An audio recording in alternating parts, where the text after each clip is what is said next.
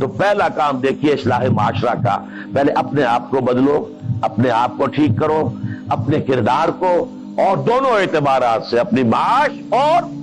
معاشرت،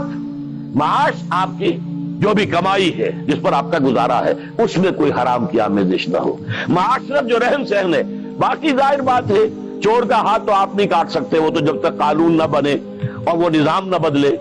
زانی کو آپ سنسار نہیں کر سکتے جب تک کہ شریعت کا قانون جو ہے اس کی بالادستی نہ ہو جائے، وہ آپ نہیں کر سکتے، سود آپ ختم نہیں کر سکتے جب تک کہ وہ نظام حکومت ختم نہ کرے، ورنہ تو ہر ایک جو ہے پورے ہمارے نظام کا جو ہے تانا بانا سود پر ہے، لیکن خود تو اپنے آپ کو بچا سکتے ہو،